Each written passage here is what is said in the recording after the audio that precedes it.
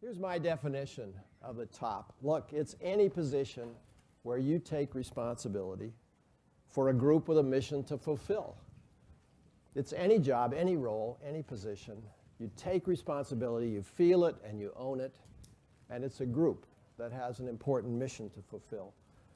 And when you take that definition and you look at modern organizations in our society today, you realize there's many, many places within an organization that you, in fact, can take responsibility for a group.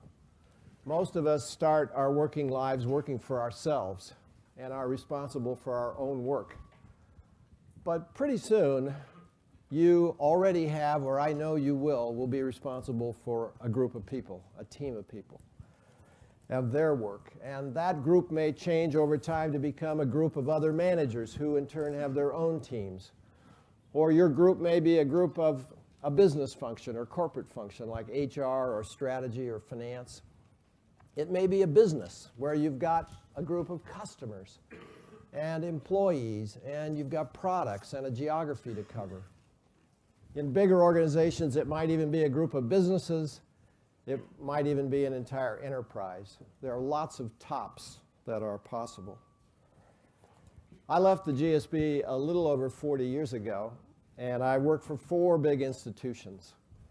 And during that time, I was fortunate to have 10 chances at a top. And they ranged, as indicated in that earlier chart, from small groups to large groups, from line to staff, from businesses to corporate or business functions, sometimes groups of businesses, and in a couple of occasions, the entire enterprise. I'm never quite sure where to put the business school because in addition to having faculty and staff of about 500, we have 900 students seeking degrees. We have 2,500 students coming for executive education that are a little different from staff and different from customers. And we have 7 schools at the university, so I put it kind of as a business. But all of these tops have the same thing in common. You're responsible for a group of people with a mission to fulfill, and you're trying to change that group for the better. Now, what I should say at the outset is that just because your job sits at the top of an organization chart, there's a reality to how groups work that is often a surprise to people.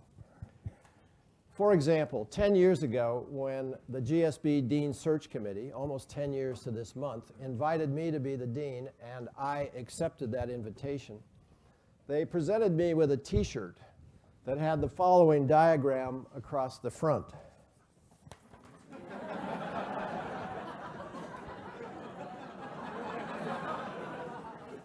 Now, while this is not exactly how the GSB works, I knew at the time, and I know even more today as I've thought about and studied and tried to teach about leadership, that really in virtually all of these tops, in all leadership roles, there's an informal dependence on other people that is in many ways much more important and more powerful than the power or the authority that is implied by an organization chart that puts your job at the top. Because here's the reason. It's all about responsibility. When you're at the top, it's not about power or fame or fortune. It's about responsibility. You're responsible for the group. You're responsible for moving that group in the right direction over time so that it gets better.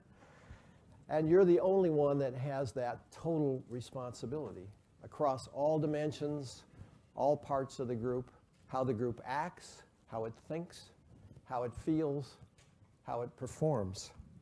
That's something you can't do alone, and that's something you really can't do with power. I always like what Margaret Thatcher had to say about power. She said, you know, being powerful is like being a lady. If you have to say you are, you aren't.